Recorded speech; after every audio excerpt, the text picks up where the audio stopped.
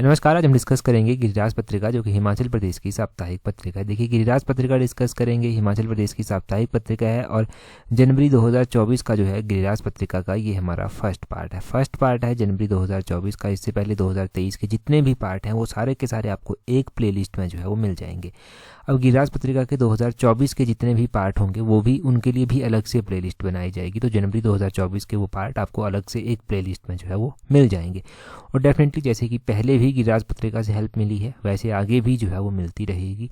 हर एक क्वेश्चन को जो वीकली बेसिस पर गिरिराज पत्रिका से जुड़ा हुआ है या फिर किसी हिमाचल के और डेली न्यूज़पेपर से जुड़ा हुआ है वो यहाँ पर कवर कर लिया जाता है ताकि एग्जाम में हेल्प हो सके। चलिए पहले क्वेश्चन से डिस्कशन स्टार्ट करते हैं।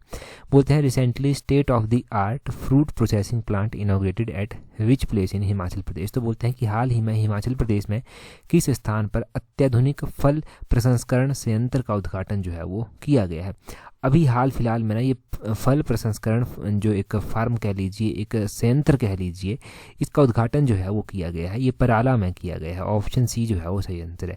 अब क्यों ये इंपॉर्टेंट है इतना ज़्यादा कि सबसे पहला ही क्वेश्चन इसके बारे में पूछा गया। देखो, ये जो बनाया गया है ना इसके ऊपर लागत आई है लगभग 100 करोड़ रुपया। 100.42 करोड़ रुपये से जो है ये अत्याधुनिक जो फल विधायन संयंत्र है ना इसको जो है वो बनाया गया है और इनॉग्रेट जो है वो स्टार्ट अभी किया गया है। इसके बारे में बहुत सारे इंपॉर्टेंट क्वेश्चंस बनेंगे, जैसे कि वर्ल्ड बैंक जो है वो उसमें फंड कर रहा है। एक बात ये कि वर्ल्ड बैंक जो है वो उसमें फंड कर रहा है। Himachal Pradesh horticulture development project में जो है आता है लगभग 100 करोड़ रुपया जो है वो इसकी लागत। जो इंपॉर्टेंट चीज़ें निकल कर आई, ये पराला कहाँ पर स्थित है। पराला ठियोग शिमला में जो है वो स्थित है। ये ध्यान रखना। इसकी लागत कितनी है, 100.42 करोड़ रुपया इसकी लागत है। दूसरी ओर आपने ध्यान रखना है यहाँ पर कि ये किसकी सहायता से बनाया जा रहा है। तो ये वर्ल्ड बैंक, जो कि वर्ल्ड बैंक है उसकी सहायता से जो है वो बनाया गया। ठीक है जी, इसको इनॉग्रेट किया गया है तभी ये चर्चा में आया है। यहाँ पर लिखा गया है कि ये जो पराला ठियोग तहसील शिमला में जो है ये एक वर्ल्ड बैंक का जो Himachal Pradesh horticulture development project है उसके तहत इसको बनाया गया। ठीक है, ये सारी की सारी जानकारी ना आपको गिरिराज पत्रिका की जो PDF हम डालेंगे ना अभी उसमें भी मिल जाएगी। ठीक है जी, अगला क्वेश्चन देखते हैं हमारे पास क्या पूछा गया है। नेक्स्ट क्वेश्चन में बोलते हैं यहाँ पर, under phase 2 of Rajiv Gandhi self employment startup scheme youth of which age group will be encouraged for skill development along with provided entrepreneurship opportunities. तो बोलते हैं कि राजीव गांधी स्वरोजगार स्टार्टअप योजना का जो चरण 2 अभी चलाया गया है इसके तहत किस आयु वर्ग के युवाओं को जो है वो उद्यमशीलता के अवसर प्रदान करने के साथ साथ कौशल विकास के लिए भी प्रोत्साहित किया जाएगा। एज ग्रुप बहुत ज़्यादा इंपॉर्टेंट है। एज ग्रुप की अगर हम बात करें तो इसमें 21 to 45 ईयर, ऑप्शन बी सही आंसर है। 21 to 45 ईयर का जो एज ग्रुप है ना वो कवर किया जाएगा, वो बेनिफिशियरीज होंगे। अब यहाँ पर देखें, राजीव गांधी जो स्वरोजगार स्टार्टअप योजना का चरण 2 है उसको शुरू करने का निर्णय लिया गया है। इस योजना के तहत 21 से 45 वर्ष की जो आयु के युवा है ना उनको उद्यमशीलता और के अवसर प्रदान किए जाएंगे, कौशल विकास के लिए प्रोत्साहित किया जाएगा।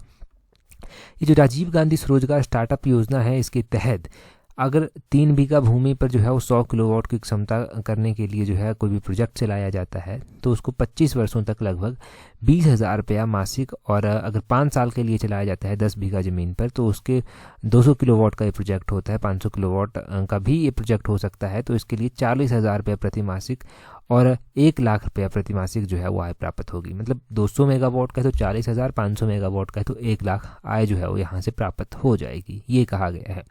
ठीक है, तो ये ज़रूरी है यहाँ पर जानना कि अगर 100 किलोवाट के लिए अगर 100 किलोवाट पर इन्वेस्ट किया जाता है तो 20,000 रुपया कमा लेंगे। अगर 200 किलोवाट पर किया जाता है तो 40,000, 500 किलोवाट करते हैं तो 1 लाख रुपया। इस योजना के तहत जो है वो बोलते हैं कि राज्य सरकार के द्वारा 70% बैंक ऋण जो है वो उपलब्ध करवाने के लिए सहायता दी जाएगी और राज्य सरकार द्वारा जो है 30% इक्विटी प्रदान की जाएगी। ये भी आपको पता होना चाहिए। और साथ में ही जो है वो जो सौर ऊर्जा जो डेवलपर होगा, जो भी डेवलप करेगा इसको, उससे जो है वो 10% जमानत के रूप में जो है वो राशि ली जाएगी। उसको जमा करवानी पड़ेगी वो 10% के रूप में राशि पहले ही, और वो 25 वर्षों के उपरांत डेवलपर को जो है वो वापस कर दी जाएगी। उसको 25 वर्षों तक जो है ये अपने पास होल्ड करके रखेंगे, ठीक है, सिक्योरिटी के रूप में, और उसके बाद जो है वो इसको जो है वो वापस कर दिया जाएगा। और इसी के अलावा सरकार के द्वारा एक तरह योजना ही कह लीजिए आप, उसको भी जो है वो मंजूरी दे दी गई है। सरकार के द्वारा जो है वो सरकार गांव के द्वार ये जो है वो शुरू किया गया है। इसमें जो है वो सरकारी योजनाओं के लाभार्थियों के साथ जो है वो घर घर जाकर जो है वो संवाद किया जाएगा कि उनको किस तरह से फ़ायदा पहुंचा है। ये इंपॉर्टेंट हो गया। अगला क्वेश्चन देखें, बोलते हैं recently Sanjauli Dhalli tunnel inaugurated, distance of this tunnel is. तो बोलते हैं कि संजौली ये जो अभी ढली सुरंग का उद्घाटन किया गया है, इसकी जो लंबाई है वो कितनी है, ठीक है, इस सुरंग की दूरी कितनी है। ये जो अभी बनाई गई है ना संजौली ढली टनल, इसके ऊपर लागत जो आई है वो 47.36 करोड़ रुपया जो है वो आई है। तो इम्पोर्टेंट है क्योंकि काफ़ी लागत है। क्वेश्चंस की वेटेज भी ना उनकी इन्वेस्टमेंट से कई बार सेलेक्ट हो जाती है। अगर ज़्यादा इन्वेस्टमेंट का कोई प्रोजेक्ट है तो ज़्यादा इंपॉर्टेंट हो जाता है। जैसे 100 करोड़ का था, ये 47 करोड़ का है, तो दोनों ही इंपॉर्टेंट हो गए। इसको जो है वो निर्मित किया गया है इतने करोड़ से, और इसकी जो लंबाई है ना, इसकी 154.22 मीटर लंबाई जो है वो है। ऑप्शन ए सही आंसर है। अब इसका जो है उद्घाटन किया गया है।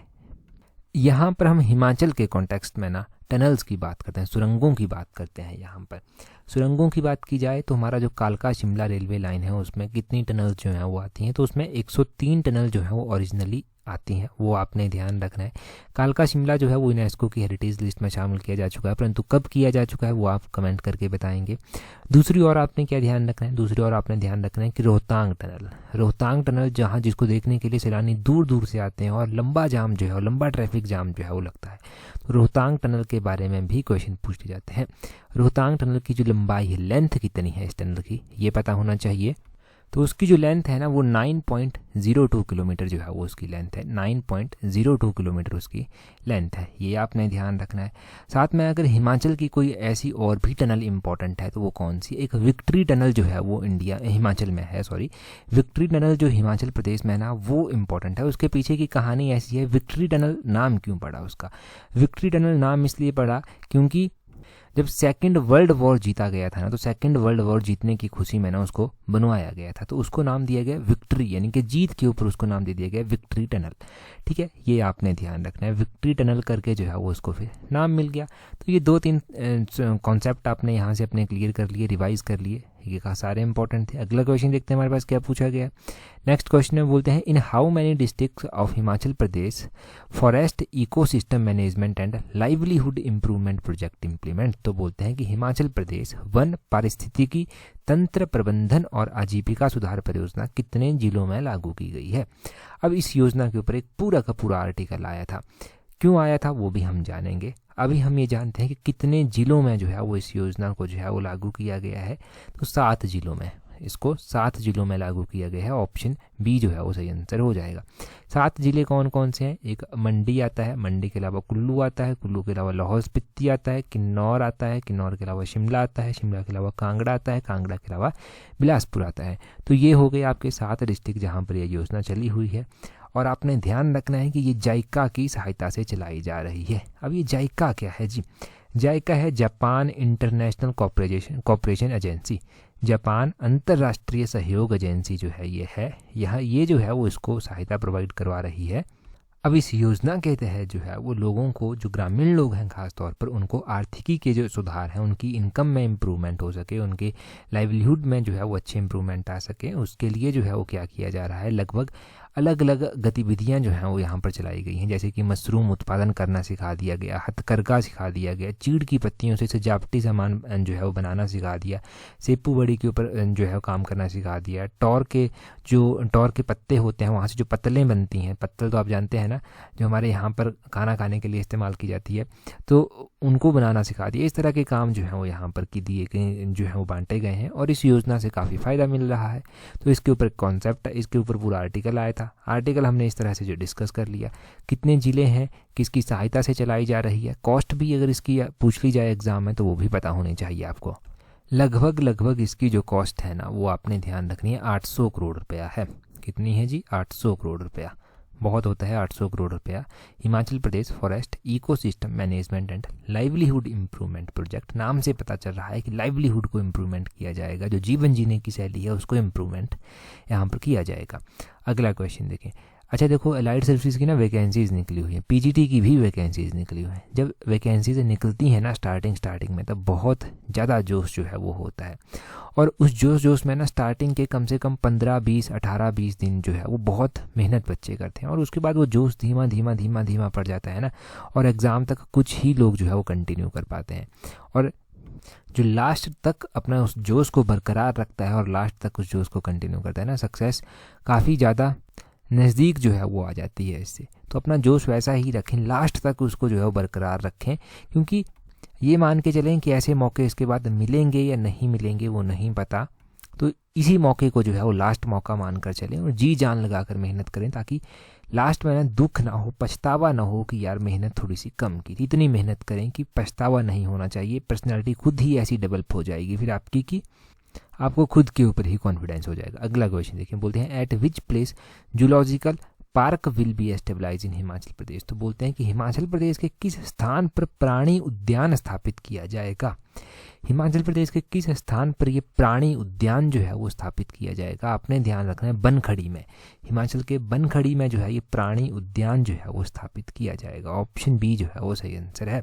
क्यों चर्चा में आया, देखो हिमाचल प्रदेश के बनखड़ी में जो है ये प्राणी उद्यान पार्क स्थापित किया जाएगा और पर्यावरण मित्र प्रौद्योगिकी का जो है वो समावेश यहाँ से बिठाया जाएगा। फिर पूरी बात समझते हैं। कांगड़ा जिले के देहरा उपमंडल में ये बनखड़ी जो है वो पड़ता है और यहाँ पर 619 करोड़ रुपए की ये अनुमानित लागत है इसके ऊपर जो आएगी, और इसको 3 चरणों में जो है वो विकसित किया जाएगा। 2024 तक, दिसंबर 2024 तक जो है ये कहा गया है कि दिसंबर 2024 तक जो है पहला चरण जो है वो पूरा कर लिया जाएगा, या फिर पहले चरण को जो है वो कार्यशील करने की योजना बना ली जाएगी। चरण कंप्लीट तो कहाँ पर होगा, परंतु उसकी योजना एक तरह से ये बना लेंगे, ये कहा गया है। तो ये जूलॉजिकल पार्क हो गया, आपका प्राणी उद्यान हो गया, इसके बारे में ध्यान रखना। इसको नेशनल पार्क से थोड़ा सा अलग ही रखना। नेशनल पार्क और जूलॉजिकल पार्क दोनों ही अलग चीज़ें हैं। नेशनल पार्क की बात करते हैं तो हिमाचल प्रदेश में जो इम्पोर्टेंट नेशनल पार्क हैं, जैसे कि ग्रेटर हिमालयन नेशनल पार्क हो गया, पिन वैली नेशनल पार्क हो गया। ये जो ग्रेटर हिमालयन नेशनल पार्क है ये कहाँ पर पड़ता है, ये डिस्ट्रिक्ट कुल्लू में जो है वो पड़ता है और इसको यूनेस्को की हेरिटेज लिस्ट में शामिल किया जा चुका है। इसको 2014 में यूनेस्को ने अपनी हेरिटेज लिस्ट में शामिल किया था। पिन वैली नेशनल पार्क जो है ये लाहौल स्पीति में स्थित है। 1987 में जो था ये डिक्लेयर किया गया था इसको नेशनल पार्क के रूप में, ये ध्यान रखना है। और भी नेशनल पार्क हमारे पास हैं, जैसे कि चिंबलबड़ा नेशनल पार्क हो गया, इंद्रकिला नेशनल पार्क हो गया, खीरगंगा नेशनल पार्क हो गया, ये भी हमारे पास नेशनल पार्क जो है वो है। एक और बात ध्यान रखनी है, हम यूनेस्को की लिस्ट के बारे में बार बार बात करते हैं। यूनेस्को की लिस्ट हो गया, चाहे हम बात करते हैं यूनेस्को की जो नेशनल पार्क की एक हमारा है, यहाँ पर हमारा कालका शिमला रेलवे लाइन है नेशनल, इसमें जो है यूनेस्को की लिस्ट में। अभी यूनेस्को ने जो है वो अपनी लिस्ट में 2 ऐसी साइट्स को जो है वो फिर से जो है वो एंटर किया है। फिर से क्या मतलब, उनको जो है वो यूनेस्को ने अपनी लिस्ट में जो है वो जगह दी है। वो 2 कौन कौन सी साइट्स हैं, उन दोनों साइट्स के बारे में पता होना चाहिए आपको कि यूनेस्को ने जो है वो किस किस को स्थान दिया है। देखो यूनेस्को के द्वारा जो है एक तो होयसाला टेम्पल जो कि कर्नाटक में स्थित है, उनको जो है वो डिक्लेयर किया गया है, और दूसरी ओर यूनेस्को ने जो है वो शांति निकेतन को जो है वो अपनी हेरिटेज लिस्ट में जो है वो शामिल किया है। और शांति निकेतन वेस्ट बंगाल में पड़ता है, तो इसको नेशनल इंटरनेशनल अफेयर के साथ या करंट अफेयर आप लाइट की भाषा में कहेंगे तो करंट अफेयर के साथ इसको जोड़िए। अगला क्वेश्चन देखते हैं हमारे पास क्या है। बोलते हैं under the Divyangjan Swavalamban Yojana loans up to how much rupee are being provided to the disables. तो बोलते हैं कि दिव्यांगजन स्वावलंबन योजना के तहत दिव्यांगजनों को कितने रुपए तक ऋण प्रदान किया जा रहा है। तो ये हिमाचल प्रदेश के मंत्री के द्वारा कहा गया कि दिव्यांगजनों के लिए भी एक योजना चलाई गई है जिसका नाम दिव्यांगजन स्वावलंबन योजना है, और इस योजना के तहत जो है वो दिव्यांगजनों को जो है वो लोन दिया जा रहा है। अब ये लोन कितने लाख तक है, पूरी योजना क्या है। हिमाचल प्रदेश के जो हेल्थ मिनिस्टर हैं, स्वास्थ्य एवं परिवार कल्याण मंत्री जो है ना, ये सामाजिक न्याय एवं अधिकारिता मंत्री भी हैं, डॉक्टर धनीराम शांडिल इनका नाम है। इन्होंने कहा कि दिव्यांगजनों के लिए दिव्यांगजन स्वावलंबन योजना चलाई गई है और इस योजना के तहत दिव्यांगजनों को 50 लाख रुपए तक का, ऑप्शन डी सही आंसर है, 50 लाख रुपए तक का ऋण जो है वो प्रदान किया जा रहा है। ये जानकारी उनके द्वारा जो था वो दी गई। यहाँ पर यह भी कहा गया कि दिव्यांगजनों को जो है वो व्यक्तिगत उपयोग के लिए, अगर वो स्कूटर लेते हैं, बाइक लेते हैं, चौपहिया वाहन खरीदते हैं, तो उसके लिए भी जो है वो विशेष ऋण योजना जो है वो चलाई गई है, तो विशेष रूप से उसमें ऋण दिया जाता है।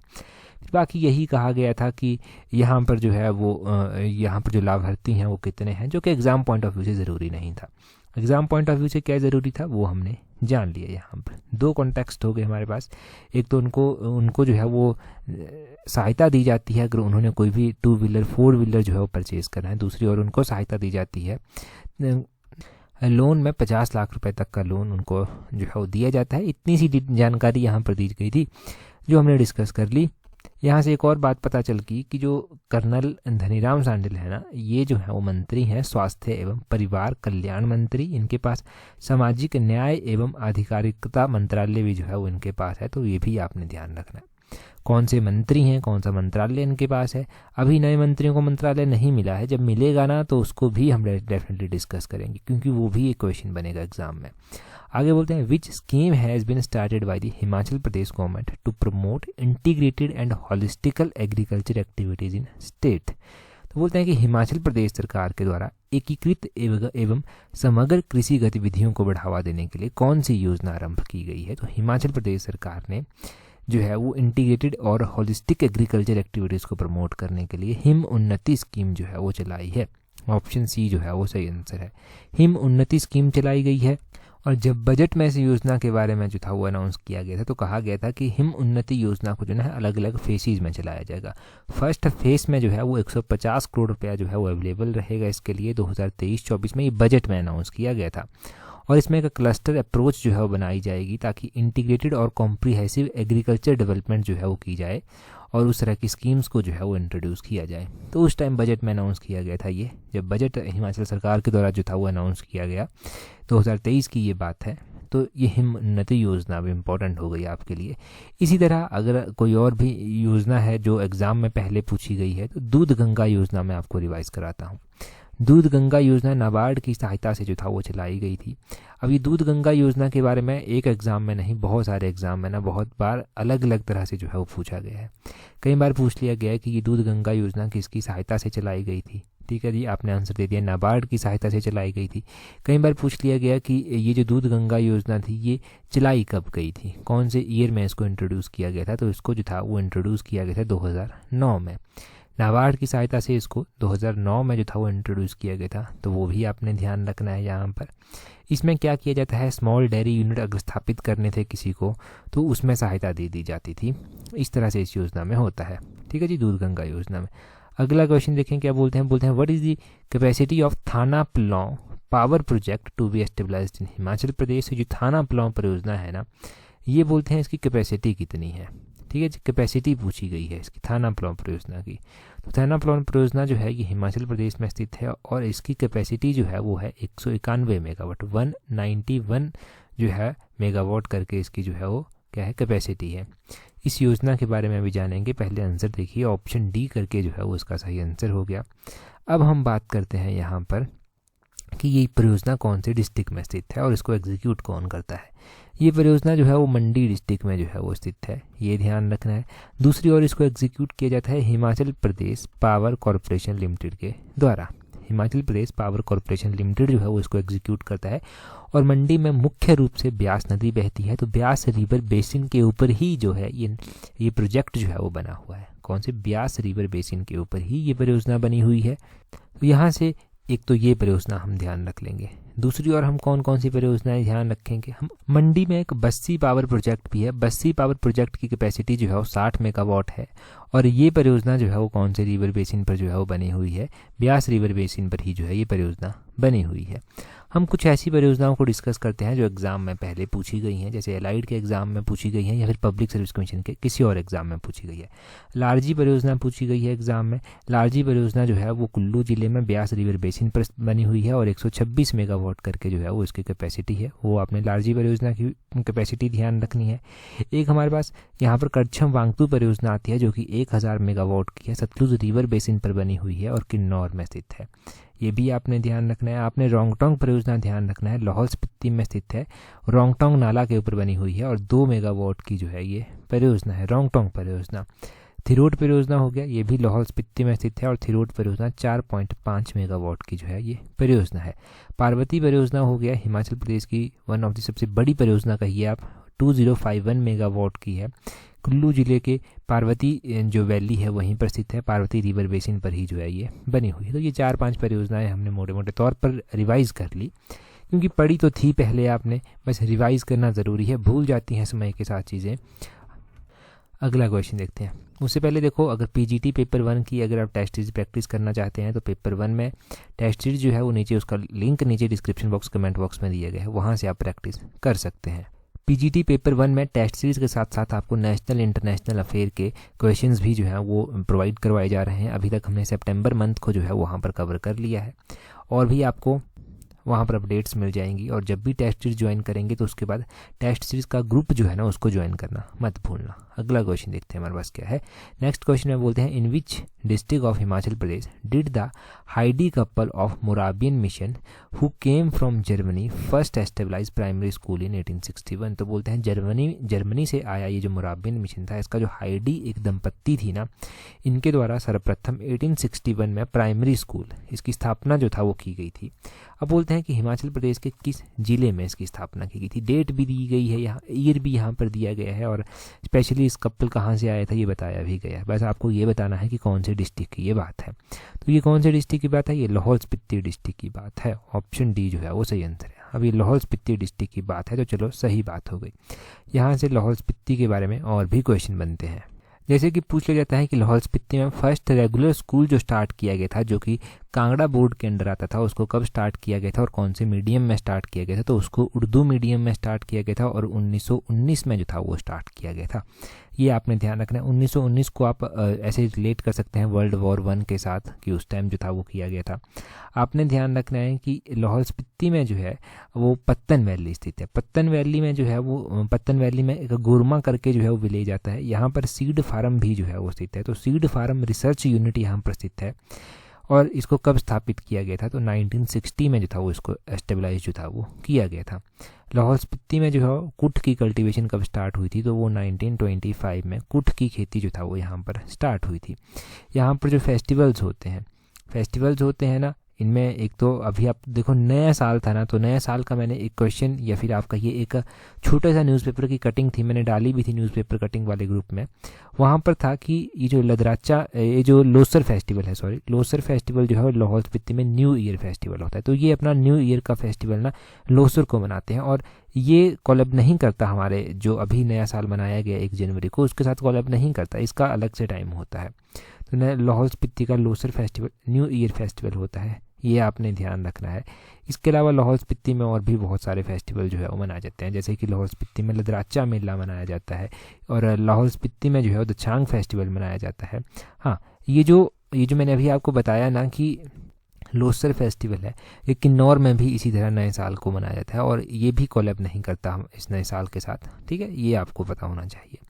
न्यूज़पेपर में ऐसी चीज़ें आती रहती हैं, तो न्यूज़पेपर वाले ग्रुप में आपको कटिंग मिल जाती है। अगले क्वेश्चन में बोलते हैं, which article in the constitution of India provides for the post of CAG, यानी कि controller and auditor general of India. आप कहेंगे कि यार ये कैसा पॉलिटिकल क्वेश्चन गिरिराज पत्रिका में कहाँ से आ गया। पहले क्वेश्चन को जानते हैं, फिर कॉन्टेक्स्ट को समझेंगे। भारत के संविधान में कौन सा अनुच्छेद भारत के नियंत्रण एवं महालेखा परीक्षा जो कि कैग है उसके पद का प्रावधान जो है वो करता है। कैग की जो पोस्ट है ना, इसका प्रावधान किया गया है आर्टिकल, इंडियन कॉन्स्टिट्यूशन का जो है आर्टिकल नंबर 148। ऑप्शन बी सही आंसर है। परंतु ये क्यों गिरिराज पत्रिका में आया होगा इस तरह से। अब देखो, इस तरह का क्वेश्चन गिरिराज पत्रिका में नहीं आया था, परंतु गिरिराज पत्रिका में जो आया था वो बड़ा इंपॉर्टेंट था। वो था कि कैग के द्वारा अपनी रिपोर्ट जो था वो सबमिट की गई। जो controller and auditor general of India हैं उनके द्वारा अपनी रिपोर्ट जो था वो सबमिट की गई हिमाचल प्रदेश के रिगार्डिंग जो रिपोर्ट थी उनकी विधानसभा में जो था वो कैग की रिपोर्ट जो था वो प्रस्तुत की गई। इस रिपोर्ट के अकॉर्डिंग ना अलग अलग चीज़ें निकल कर आई, जो चीज़ें एग्जाम पॉइंट ऑफ व्यू से इतनी ज़रूरी नहीं है, इतनी ज़रूरी होंगी तो बजट में आ जाएंगी, उस टाइम हम डिस्कस कर लेंगे, नहीं तो इकोनॉमिक सर्वे में आ जाएगी, उस टाइम डिस्कस कर लेंगे।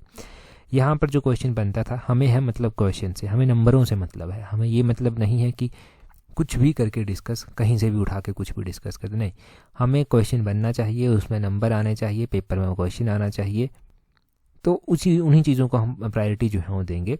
अब देखो यहाँ पर इस रिपोर्ट में क्या क्या कहा गया था कि हिमाचल का जो राजस्व घाटा है ना, फिजिकल डेफिसिट आप कहेंगे, 6072.94 करोड़ रुपए रहने का अनुमान जो है वो इसके द्वारा लगाया गया है। और राजकोषीय जो घाटा है जो कि 9900.14 करोड़ जो है अनुमानित है। बहुत सारी बातें कही गई थी कि हिमाचल प्रदेश का जो राजकोषीय घाटा है वो सकल राज्य घरेलू उत्पादन की प्रतिशतता के अकॉर्डिंग 5.82% रहने का जो है वो अनुमान लगाया गया है। हिमाचल के लोन को लेकर भी बातें कही थी कि 2021-22 में लोन कम था, 2022-23 में बढ़कर ज़्यादा हो गया, और जो हमारा राजस्व था उसमें से सबसे ज़्यादा जो खर्च किया गया वो पेंशन और जो सैलरी वगैरह होती है उसके ऊपर जो था वो ज़्यादा खर्च किया गया, तो उसमें भी जो है वो काफ़ी बढ़ोतरी देखने को जो है वो मिली है। परंतु ये क्वेश्चन इस तरह से बनेगा तो उसको हम बजट में डिस्कस कर लेंगे, जब बजट आएगा उसको हम डिस्कस कर लेंगे इकोनॉमिक सर्वे में। अभी जो हमें इंपॉर्टेंट लगा वो हमने डिस्कस किया। आर्टिकल नंबर 148 आपने ध्यान रखना है। साथ में ही जब कैग की बात हुई है तो क्वेश्चन ये भी पूछ लिया जाता है कि ये जो है वो किसके द्वारा अपॉइंट किए जाते हैं, तो ये प्रेसिडेंट ऑफ इंडिया के द्वारा जो है वो अपॉइंट किए जाते हैं। ये भी नोट करें यहाँ पर। इनका टेन्योर कितना होता है, इनका टेन्योर ये जो है वो 6 ईयर और up to 65 year whichever is earlier उस टाइम के लिए चुने जाते हैं। अगर 6 साल पहले हो गए तो वो उनका कार्यकाल, अगर 65 साल हो गए तो वो उनका कार्यकाल। आर्टिकल नंबर 148 बात करता है कैग के ऑफिस की, controller and auditor general of India की। आर्टिकल नंबर 149 बात करता है कि ड्यूटीज और पावर जो कंट्रोलर एंड ऑडिटर जनरल की हैं वो क्या क्या है। आर्टिकल नंबर 150 बात करता है form of account of union and state government, जैसे कि एक अकाउंट हमारी विधानसभा में पेश किया गया इनके द्वारा। तो आर्टिकल नंबर 151 बताता है ऑडिट रिपोर्ट के बारे में, तो ये आप ध्यान रखें।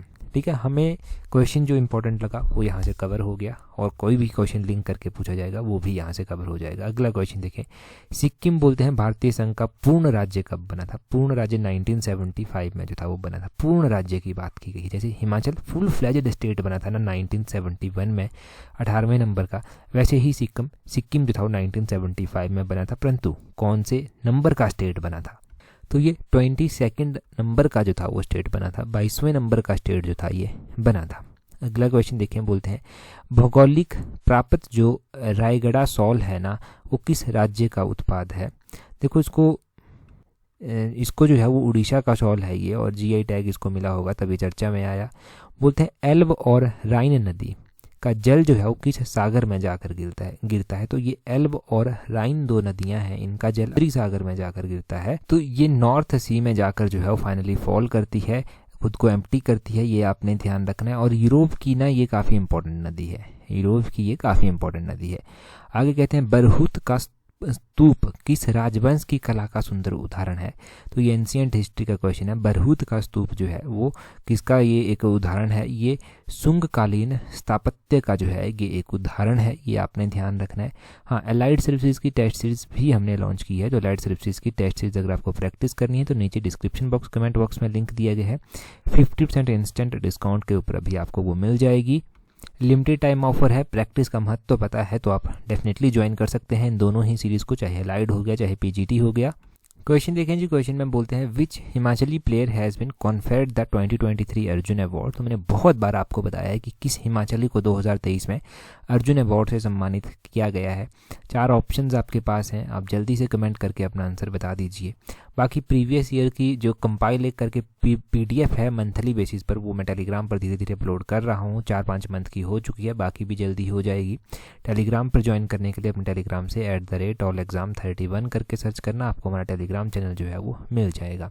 बाकी आप हमें जो है व्हाट्सएप ग्रुप पर भी ज्वाइन कर सकते हैं, और टेलीग्राम का जो हमारा ऑल एग्जाम का क्विज और न्यूज़पेपर का अलग से ग्रुप है वहाँ पर भी ज्वाइन कर सकते हैं। आज की इस वीडियो में इतना ही है। That's all for today. Thank you very much for watching and listening it very patiently.